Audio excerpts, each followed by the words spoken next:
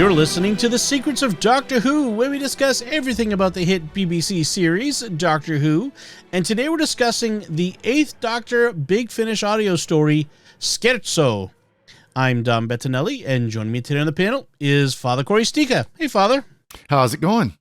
Very well, thanks. Jimmy is on assignment, as we like to say, which just means he's not able to be with us today, but we'll soldier on. And I want to encourage listeners and viewers on YouTube to write a review of the show on Apple Podcasts if you listen there, or wherever you can write reviews. We really do appreciate that. Give us a rating on Spotify, give us a like and a comment on YouTube, and also share the podcast with your friends on your social media or an email or wherever. Help us grow this community. Actually, I want to mention how we had one listener who asked for flyers for the show because he's going to a fan convention and he wants to take the flyers and leave them on there's like usually a table where people can leave flyers promoting things. So any way you can help us get the word out about the show, we really do appreciate it. And I want to tell you about another show on the StarQuest Network I think you'll enjoy, which is called The Secrets of Movies and TV Shows, where we cover all kinds of other stuff besides, Doctor Who and Star Trek and Star Wars and that sort of thing. So you can check that out wherever fine podcasts are found or at sqpn.com/secrets. And also, stick around to the end. We do have more of your great listener feedback that we want to share.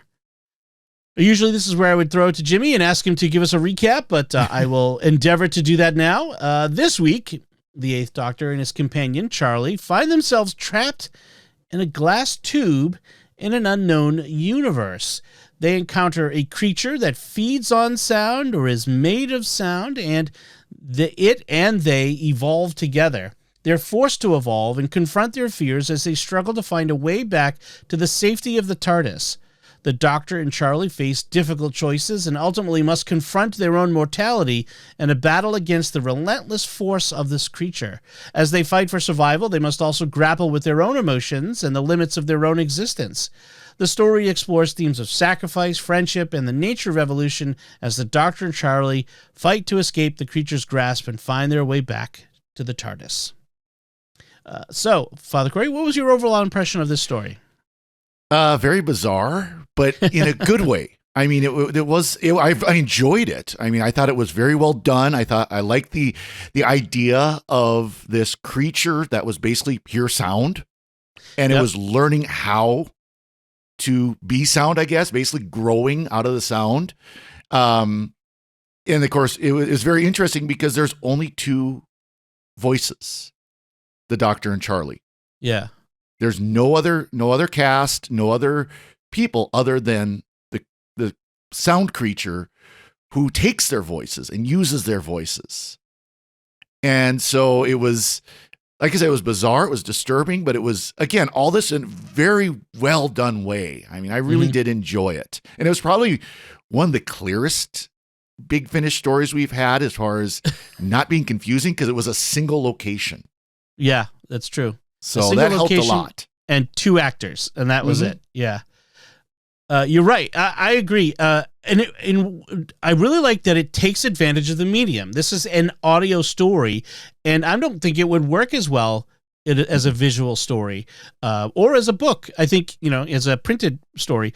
I think this as an audio story is a great story for this because it relies so much on sound. And the fact is that they're blind for much of the story. We'll get into that, but they don't have the use of sight, and so they just have sound to rely on, and that's all what we have to rely on as the audience. So I really like that. It was clever.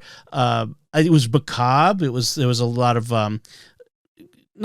there were elements of horror in it. Nothing too far out. Nothing too gross. It was pretty far out, but it wasn't gross. Yeah. It was interesting, and I'm glad we talked about it, and I'm glad they did it. And it reveals a lot about Charlie and the Doctor. It really. I mean, this is some pretty wild stuff that we get revealed about them. And I should point out, this is immediately follows on the last 8th Doctor story, which was Neverland, where the Doctor had been possessed by, what was the character? Zagreus, and President Romana had forced him into this divergent universe. as a way of, because he'd been possessed by this, by Zagreus, and then Charlie, and as a way of saving everyone else, but then Charlie leapt in after him, and that's why that's where this story begins. So, I should mention the title, Scherzo, is a word, an Italian word, which means joke or jest, and it's used in music as a sort of light moment in the music, an interlude in the moment, which is light, fast-paced, and playful, which is interesting. Why do you think they used Scherzo as the title? Because very little of this felt light or playful. Well, I think there was part of it where the creature was trying to be playful, trying to learn, of course you had the light that they were blinded by, that they couldn't see. They lost their sense of sight.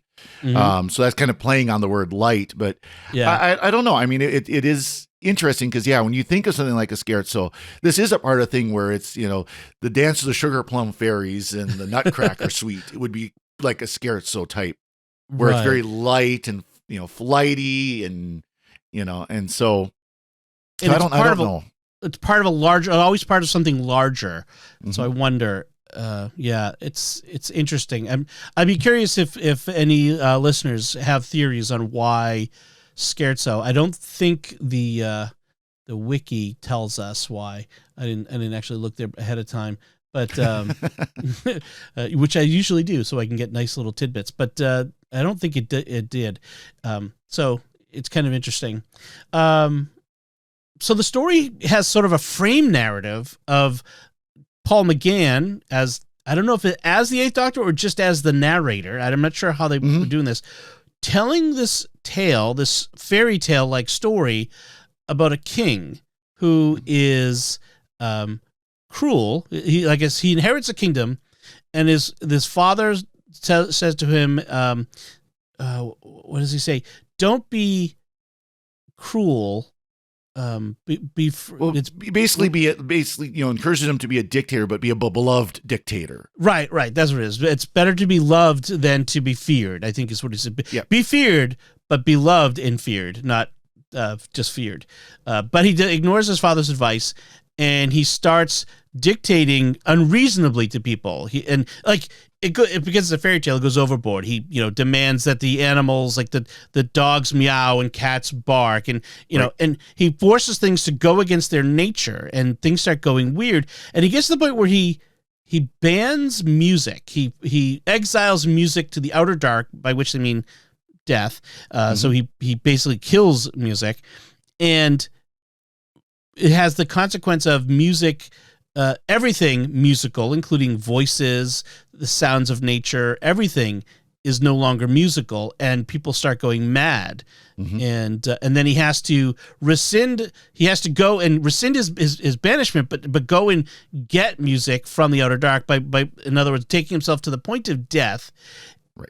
And music comes back, and then but when it comes back with a vengeance and starts killing with music. And it's kind of, the fairy tale part is pretty fascinating on its own. Yeah. And there's some interesting parts to it, there's some nice little one-liners in it, in the fairy tale part. But had the king had all the cats killed, because cats don't listen to anybody anyways. yeah, right. They wouldn't. He couldn't give them orders because they don't listen to anybody. Yeah. That was good. Yeah, but it was very interesting. Whereas this king who was just not just a dictator among people, but a dictator over nature itself. Right. I get the music connection to the story. That there's music or sound in both, but is it talking about that we're trying, that you can't control everything, that you can't control nature itself, or if you try to, that it will go wrong. It'll have bad consequences, or maybe it's the nature of music. Everything is music, which kind of brings me in mind of Tolkien and the Silmarillion, where music sang the universe into being. Right. In that, where God sang the universe into being. the where everything has music in it. Every sound is an element of music. What do you think of that? Yeah, and especially with this theme of a sound creature. It starts, as the doctor says, it starts learning music, because you talk about languages where the pitch matters as much as the syllables you use. Right. I think Vietnamese is one of those languages like that, where you could have the same syllable because they don't have as many, but how they pitch it depends on the meaning of the word and things like that. Right. So, and it's so like all sound went away when he banished music, because music can rely on so many different forms of sound. Right. I remember him saying at one point this in the story, the waves no longer made noise. There was no longer, because the sound of the waves breaking on shore is a kind of sound, which, as someone who lives, relatively close to the ocean and loves the ocean, that is one of the things I love about the ocean is the sound of waves, all the different kinds of waves that are after a storm or just calm waves at night.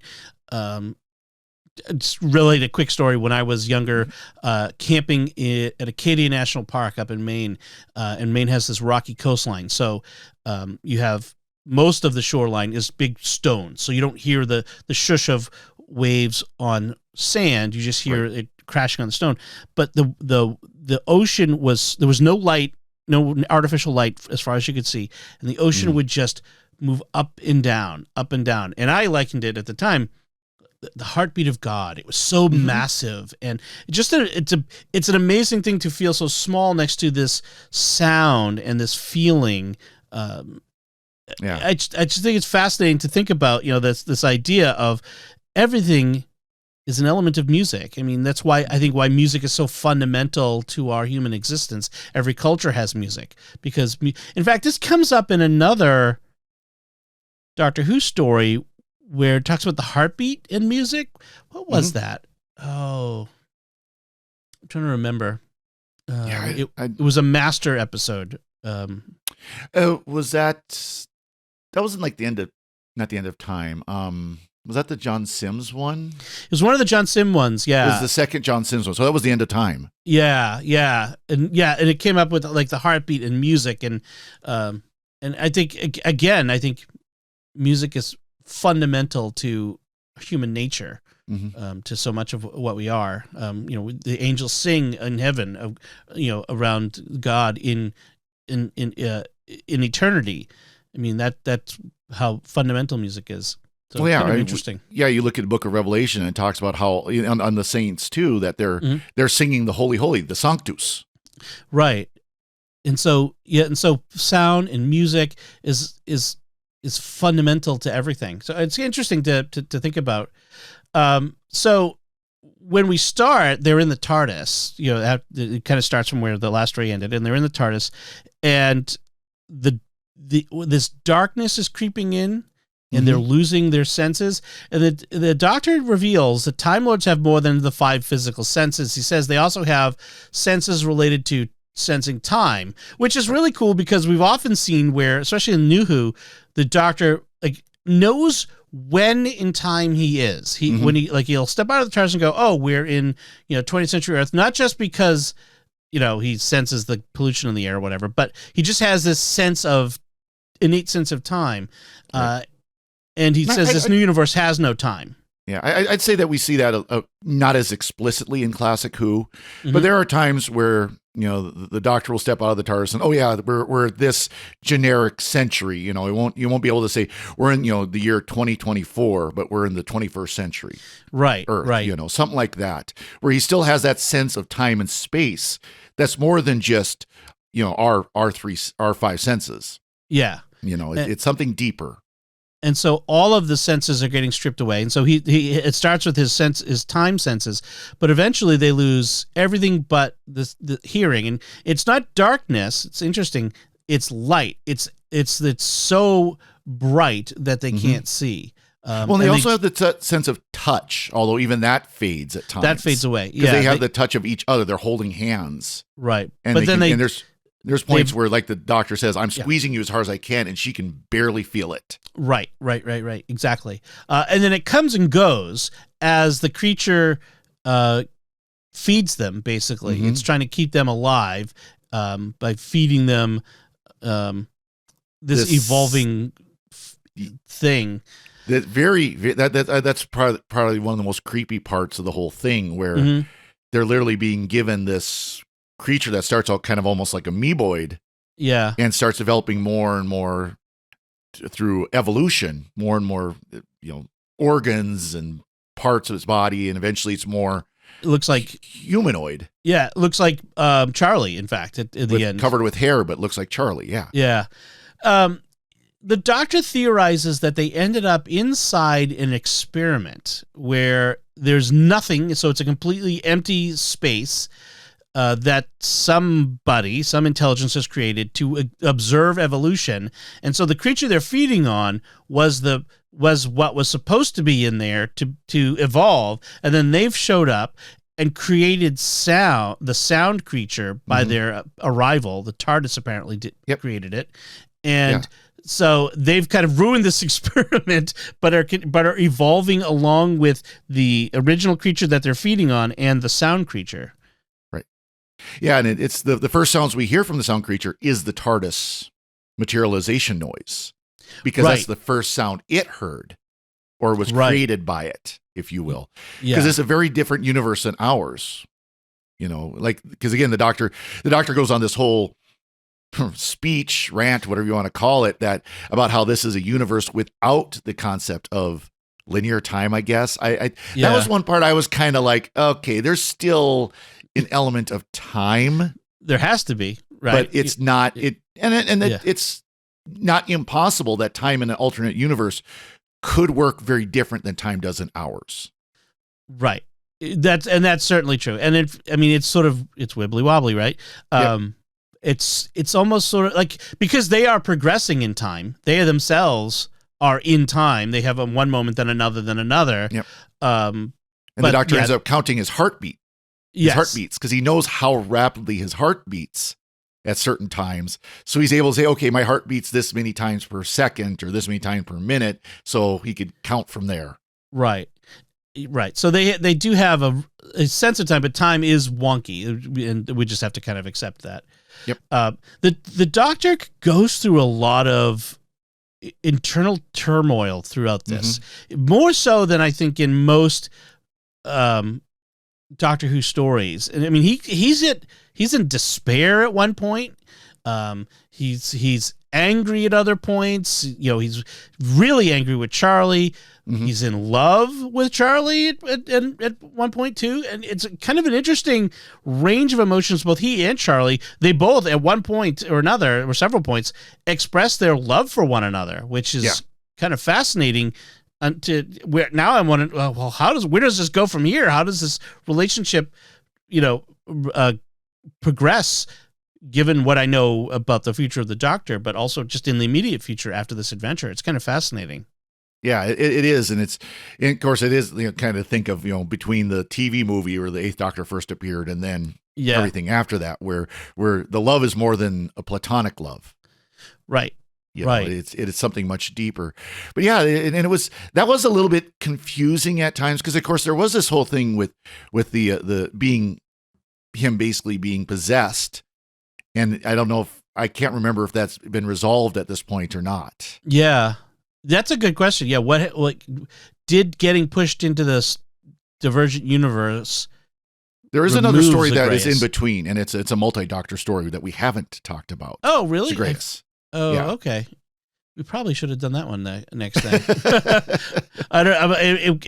I'm following the listing of the main line, the Eighth Doctor main line, and that wasn't in the range, so it's sort of outside of the Big Finish listing of the. Well, it's those multi-doctor stories. They're outside of the timeline. So yeah, we'll have to go back and listen to that, because that would clarify some things, I guess. Interesting. I would assume that story clears up that particular plot line, but it doesn't. The Doctor doesn't. Yeah, they still aren't out of the alternate universe yet. Right, and even without that, apart from the Zagreus question, this doesn't suffer from not having listened to that story, right? No. You don't feel lostness. But his emotional state, his everything that's going on, just it really shows a side to the Eighth Doctor that I don't think we'd really seen yet, because he's generally pretty jovial, kind of blunt sometimes, but pretty jovial as a doctor. Yeah. But then you get this doctor where he's like he's yelling at Charlie about, I didn't want you here, I didn't want you following me, I didn't want you joining me. You deprived me of my right to die alone, he says at one point. Yep.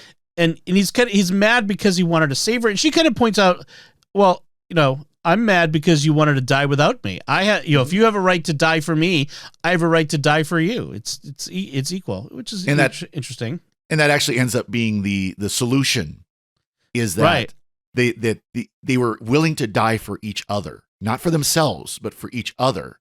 And that ends up basically crippling the sound monster. Now, it wasn't killed, but it lost everything. It was just back to its first state, basically. There's a lot of marital imagery in this with them. I mean, there's at one point they literally become one flesh. Their hands fuse together. They evolve into one, and she eventually pushes into him. She enters into him. I don't want to get too overboard with the marital, the physical marital imagery, but there is a sense of this complete self-giving, which is a part of marriage, where we give ourselves completely to each other in vulnerability and for the good of the other. He sacrificing self. The doctor sacrificed his life in love for Charlie, and he says she threw it away by following him. But she says, I sacrificed myself in love for you, and the purpose of self-sacrificial love is they're together till death. I mean, that's the whole idea. They're now together, and this is really, like I said, marital imagery. Really fascinating. Very, very much so. And we can even go to a deeper level spiritually of the unity that we are to have with God, where we are not quite to lose ourselves in God. That's actually getting more Buddhist. The idea of losing yourself completely. That's what nirvana is. But to totally unite ourselves with God, to turn our lives over to God so completely that we're in perfect union with Him. That's what heaven is. Right, exactly. So yeah, that part is fascinating. There's also a lot of talk of mortality, and in fact, the doctor he asks Charlie, why do you think I have companions? I'm seen as this weirdo among the Time Lords because I've always got companions. They have a theory that I take companions as a memento mori, a remembrance of mortality, because he's so long-lived that having short-lived humans, relatively short-lived, reminds him of the possibility of mortality and reminds him of all things end. And if as a creature that outlives almost every other intelligent creature that they know, it is a danger for the Time Lords to maybe start to think of themselves as gods, that's sort of the Q problem from Star Trek. Well, that's themes that we see come out throughout the history of Doctor Who, especially, as they've developed the Time Lords, that, you think of the Trial of the Time Lord, Sixth Doctor, how cruel and, arrogant the Time Lords have become. And of course, being said by one of the more cruel and arrogant doctors, but yes. But it's a theme that we see it through Classic Who, or later Classic Who. We see it throughout New Who. What the Time Lords have become with their almost immortality. Right. So there are a couple of lines that I thought were really good. I just wanted to highlight from my notes. In the Tale of the Tyrant King, there's a line, anything could be born with music and nothing could be born without it. Like, in other words, there's a little bit of a pun to bear with it. Like, I can bear anything. Anything can be born in that sense. But also, anything can be created when you have music inspires, and we can create anything with it. And without music, we can't, we just can't, there's no art. Like, I think even, in the visual mediums, physical mediums, that sort of thing, how many creators, people who write things, or they need music to inspire, or even if it's not just like human created music, but the sound of nature or the sounds of the world around them helps them to be inspired. Absolutely. Yeah, there's lots of, artists who they'll go to some cabin in the woods or some place like the little shack by the ocean type of thing. You think of Hemingway, in Cuba. That was a big part of it. Yep. But also, you talk about, bearing everything. Well, that's Charlie. At one point she's whistling Frere Jacques because the tedium where sound is all they have. At least that gives her something to focus on from her. That's not, that's not blocked. Right. Because all the other senses are blocked. Because there's no sound. Like there's the sound of their footsteps and nothing else. And so, she needs something. And that's sort of related to that story of the tale of the tyrant king who banished music. She needs something or her brain, her nature needs it. There's another line too I really like. When the Doctor and Charlie, they get at one point they come to like their prison and their and the torture that they're undergoing. They sort of have a Stockholm Syndrome or sort of thing going on where it's become so familiar. They've been walking for so long. The Doctor estimates they perhaps been walking for months at this point. He says, obviously, if I had the choice between traveling through all time and space in total freedom or walking blindly down a glass tube, only stopping once in a while to sample the local cuisine and have my neck nibbled, I'd choose the former. Yeah. That was a classic understatement, yes. Well, and they're really accepting, Stockholm Syndrome is a very good phrase for it. Accepting slavery is another, we're slaves, but hey, at least we've got, 3 squares, a hot and a cot, right, type of deal. Yeah. So it's a fascinating. It's so well written because we see all of these different elements in this story. Like they really draw out a lot of character elements, and that's really what this is, a character study of these two people. And we draw so much out of these characters that we know so well, especially the Doctor we know so well. And there's so much that they draw out of him in this story. I think it's fascinating, and they do it with so little. So it really becomes a good story that way. Yeah, they did a great job with just the sound scenery. Yes, definitely. The sound design on this was really well done. At times, I was glad I was listening without headphones on because sometimes the creature would like screech, and I'm like, oh, I'm glad I'm not wearing headphones for that. There was one point where there was just a solid thump. Yes. And if you watch the video, you see I wear headphones. Well, I wear headphones when I'm listening to Big Finish because it helps me to better understand. Yeah. Oh, that hurt. So listener warning: if you're like me, you wear headphones when you listen to these. There will be one point where it's gonna get you. Yeah. Keep the sound down, the volume down. Any other notes on this, Father Cory? Speaking of quotes, there's one quote I loved where at the very beginning where the Doctor is starting to tell his stories, where the first king, the king who passed on the kingdom, he said he was good when good was something of an unfashionable rarity. Yes, that's a great way to phrase it. Kind of pithy and kind of clever, but it's a good way to phrase it too. That there are times in human life times in human culture when the good leaders are the rarity, right? And it's kind of a warning for we don't want to see that happen in our day and age, though it sure feels like it is, unfortunately. Yeah. Another interesting, and talk about the memento mori of the companions.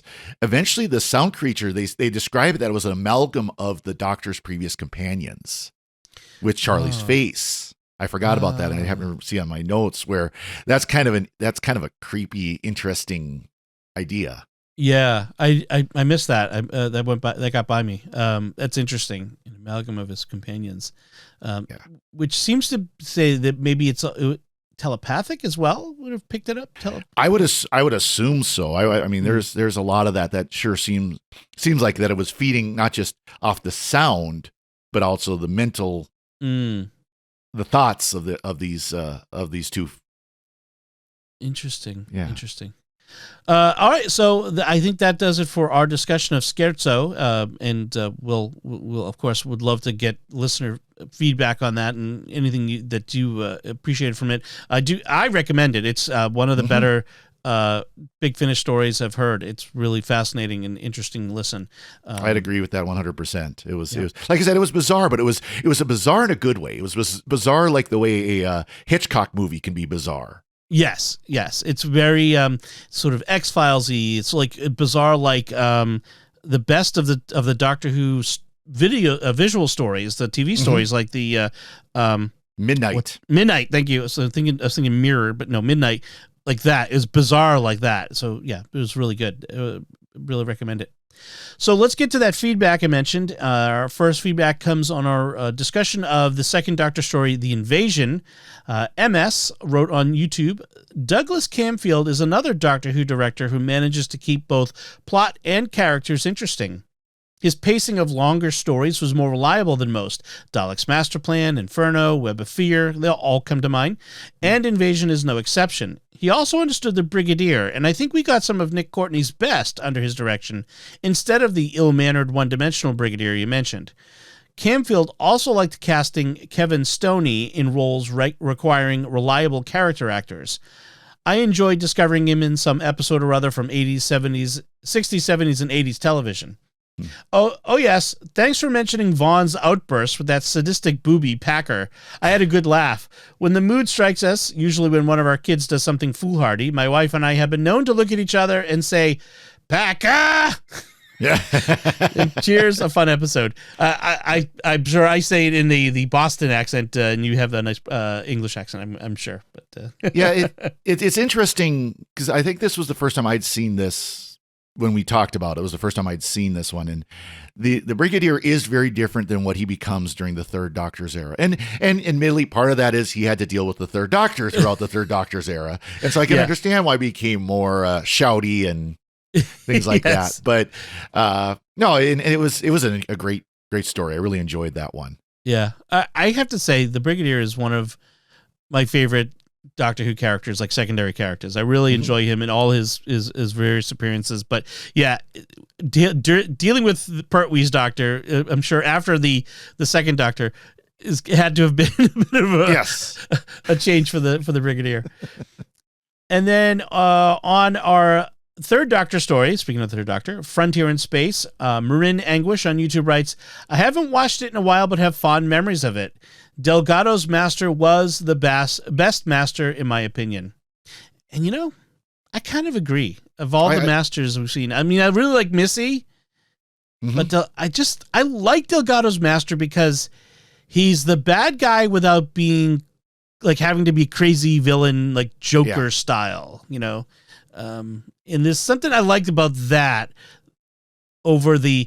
He's a bad guy because he's mentally deranged, sort of thing. There's a different kind of bad guy. He was much more sophisticated in his evil doing. Yeah, I mean, even to the point of he would give the Doctor props when the Doctor would. Right, he'd be upset, but he'd give props to the Doctor for foiling his plans again. Yeah, and so urbane and civil, and you almost like him at times. It's like. You'd almost be like, oh, you can kill me, Master, or we could sit down to tea. Which would you prefer? Yes. And you wouldn't know which answer would be, but at least, Yes, exactly. Either are equally likely. No, I agree. I like Delgado's as well. I mean, Sacha Dhawan's was great. I really enjoyed his. Missy was just off the wall bonkers, but great. Yeah. So, I mean, we've had some good masters, but Delgado, and it is sad that, he did, die suddenly in a car accident, and it's too bad because it could have probably had him for many more years. Oh yeah. Well, in fact, you mentioned that someone on Discord, I forgot to get the comment and the person who said it ahead of time, but someone on our Discord server said that one of the reasons why Pertwee quit as the Third Doctor was because he was such great friends with Delgado. And he was so broken up by his sudden death in a car accident in Turkey, soon after this was made, and so that kind of took the joy of playing the Doctor out of it for him, something along those lines. I can imagine because it was the the first Master, the Delgado Master, was so much a part of the Third Doctor's era. I mean, there was easily half the stories in some way or another involved the Master. I mean, because there's a whole season that involved the Master. Right. Exactly. So I could imagine. Yeah. And that it would, so rest in peace, Roger Delgado. Thank you for the joy you've brought us with the evil Master. Yeah. And thank you to the listeners who've sent in this feedback. We really do appreciate it. And now we'd like to thank some important people. We'd like to take a moment to thank our patrons who make it possible for us to create The Secrets of Doctor Who, including Jacob D., Matthew D., Dominic M., Paul D., and Jack B. Their generous tax-deductible donations at sqpn.com/give make it possible for us to continue The Secrets of Doctor Who and all the shows at StarQuest, and you can join them by visiting sqpn.com/give. And we'd also like to thank Zyman Yannick, who edited this episode. So that's it from us. What did you think of Scherzo, this 8th Doctor story? You can let us know by commenting on the show at sqpn.com or the Secrets of Doctor Who Facebook page. Send an email to drwho@sqpn.com. Visit the StarQuest Discord community at sqpn.com/discord, or comment on our YouTube channel, where you can watch the Secrets of Doctor Who at youtube.com/StarQuestMedia. We'll be back next time when we'll be discussing the 4th Doctor story, The Power of Kroll. Until then, Father Cory Sticha, thank you for joining me and sharing the Secrets of Doctor Who. Thank you, Dom. And I'm Dom Bettinelli. Thank you for listening to the Secrets of Doctor Who on StarQuest. And remember, once upon a time, in a land not too dissimilar to ours, there lived a king. And he was a good king, in an age when good was something of an unfashionable rarity.